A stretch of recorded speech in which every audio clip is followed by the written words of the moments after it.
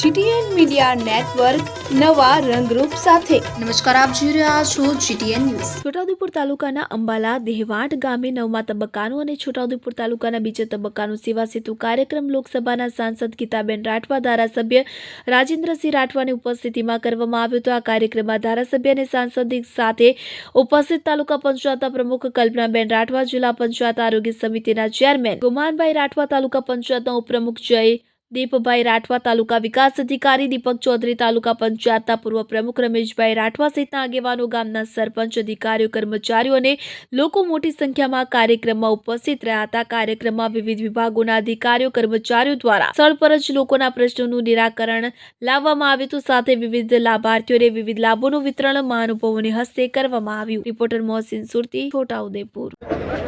આજે છોટાઉદેપુર તાલુકાના અંબાલા દેવહાટ ગામે બીજો સેવા સેતુનો કાર્યક્રમ અહીંયા થયો। આ વિસ્તાર બોર્ડર વિસ્તાર, અમારા આ વિસ્તારમાં આદિવાસી લોકો રહે છે।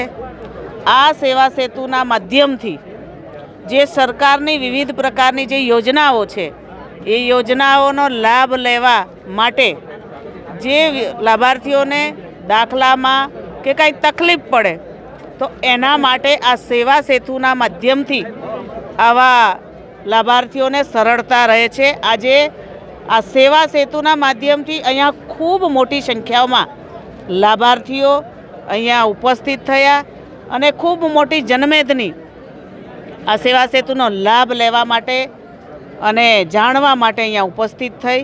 આ સેવા સેતુમાં મારી સાથે અહીંના ધારાસભ્ય રાજેન્દ્રભાઈ, તાલુકા પંચાયતના પ્રમુખ કલ્પનાબેન, ખૂબ મોટી સંખ્યામાં પદાધિકારીઓ ઉપસ્થિત રહ્યા। રાજ્યની ભૂપેન્દ્રભાઈ પટેલ સરકાર દ્વારા ગુજરાતની અંદર દરેક તાલુકામાં 2 જગ્યાએ સેવા સેતુનો કાર્યક્રમ યોજવાનું જે આયોજન કર્યું હતું તેના ભાગરૂપે છોટાઉદેપુરમાં એક સેવા સેતુ ભીલપુર મુકામે થઈ ગયો અને આ બીજો સેવા સેતુ દેવહાટ અંબાલા મુકામે આજે યોજવામાં આવ્યો છે।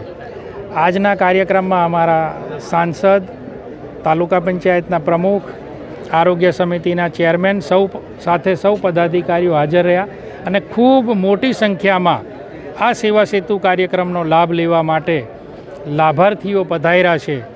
એટલે આશા રાખીએ કે આવા સેવા સેતુથી અને ખાસ કરીને આ છોટાઉદેપુરનો બોર્ડરનો વિસ્તાર, રાઠ વિસ્તાર કહેવાય, એમાં આ સેવા સેતુનો કાર્યક્રમ થકી જે કંઈ લાભાર્થીઓના નાના મોટા પ્રશ્નો છે એ પ્રશ્નો અહીંયા સોલ્વ થશે એવી આશા રાખું।